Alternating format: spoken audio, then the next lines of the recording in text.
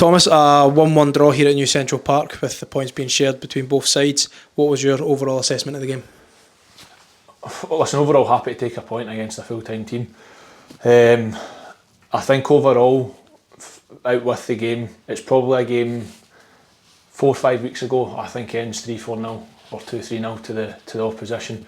100% my fault for the penalty.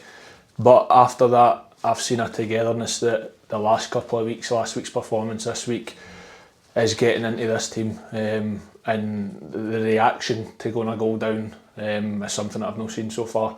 So there's a clear change in the group and a positive direction. So to go a goal down and then come back, show the reaction, to equalise, and then from there on in, I think it goes a wee bit basketball. Both teams could have probably nicked it. We have a couple of chances at the end, they have a couple of headers in the box. So I overall delighted with the point, and more so the 90 minutes that we've competed in the game again the way we did last week. So I'm happy overall. And full 90 minutes for you today with plenty to do defensively. How hard is it for you to assess your own game from a management point of view, but also as a player as well, to have that criticism? Well, I'll always be honest with the boys. Again, it's everybody makes mistakes. It's 100% my fault for the goal. Personally, from myself, I know I'm a bit off it now. We've been out for 6 months with the operation and playing catch up with missing pre-season as well, which isn't ideal for somebody in their 30s. But that's also one of the biggest reasons why I brought Tids into the club. For me to, again in his opinion, the club's opinion, I should still be playing in the team, and I need that wee bit of edge on me, and he brings that. He's been a big brother to me. We've been together for 12 years, and he brings that out of me, and again he'll be honest with me, and it means I can reflect before assessing to the squad. So again, he'll no hide, and he'll certainly not be shy and tell me how I've played. But again, there's plenty for me to catch up on fitness wise. But again, I know it's a young group, and again that's probably the most important thing, is bringing that wee bit of experience to the group. But again, the group in a whole, how they've competed the last 2 weeks. I know it was probably, folk can say it was always going to happen with the amount of injuries we had and people coming back, but it's good that it's finally happening. And with the KDM group stage out of the way, kind of come and gone now, do you feel that game against Hartsby on Tuesday was vital for you to rest legs for today, given the chance to those younger players?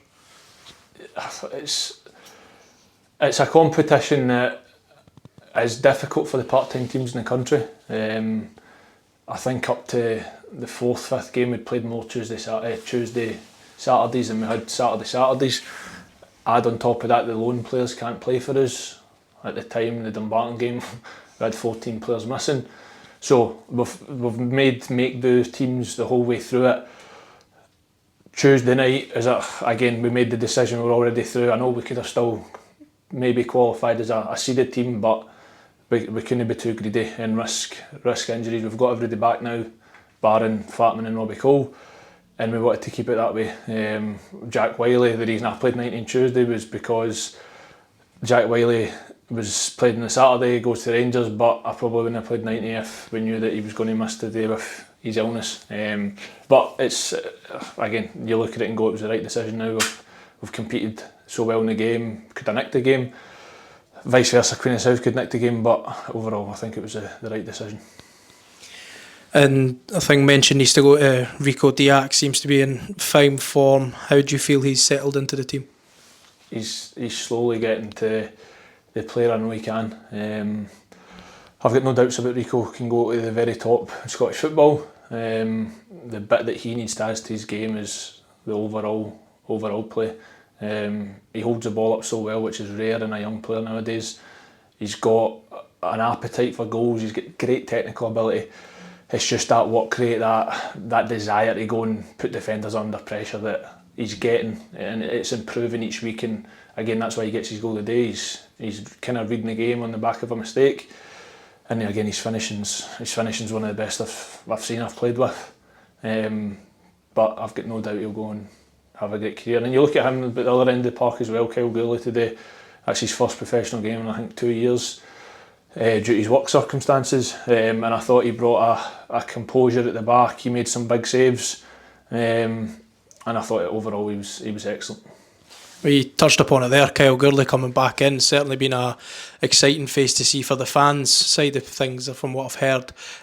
How vital is it to have so many options now in so many places with players coming back like Kyle and all these players coming back from injury? Yeah, it's now, before the first kind of quarter, the discussions on a Thursday was what players can we fit in to try and make a team, who plays where almost. Now it's more direct competition for places. We've adjusted the system slightly, just we need to pose more of a threat in that final third. In the last 2 games we've scored the 3 goals playing that system. Again, we've conceded 3, but we need to just work on that defensively. But offensively we've posed a real threat. CJ, who does so much for the team, so much unselfish running, and his goals will come. But overall we're happy. We've got our bodies back, we've got options in lots of areas, so hopefully now we can, again, it's 2 positive results, which in this league a draw away from home is positive, a draw against the full-time team, of course we want to turn them into wins, but that'll all come. We know the kind of confidence of the group was low with the results that have happened, but we're looking to turn a corner. And just on turning that corner, looking to the run up to the end of the year with some of the fixtures that we've got, Hamilton away next week, Brecon in the Scottish Cup, we've got Montrose and Cove Rangers coming up in December, which are, when you look at the league table, big fixtures for us. You mentioned on the group's attitude as of recently. How do you keep that and maintain that and keep it going forward game after game? It's just competition for places and performances. Like, we've got Innes Murray and Lewis Moore sitting on the bench, but that's because of how well the wins. That's because Aaron Arnott stepped his game up so much, Alex Ferguson stepped his game up so much, and that has to be the case now. When we've got a full squad, obviously barring Robbie Cole and Flatman, we've got a full squad, and the performances in the pitch will do it. Forward players getting their goals, defenders defending their box, midfielders up in second balls, linking the play, composure on the ball, and that's ultimately what you want. December from now to January is going to be a massive period for the club. We play Hamilton next week, and then we play teams in and around us. We've got Montrose, we've got Cove, we've got East Fife, we've got Peterhead, and we need to start winning games. It's as simple as that. We've had 2 positive results, 2 good performances, 90 minutes of competing in the game, but December, from now to the 1st of January, we need to start turning those draws into wins as well. Perfect, thank you. Perfect.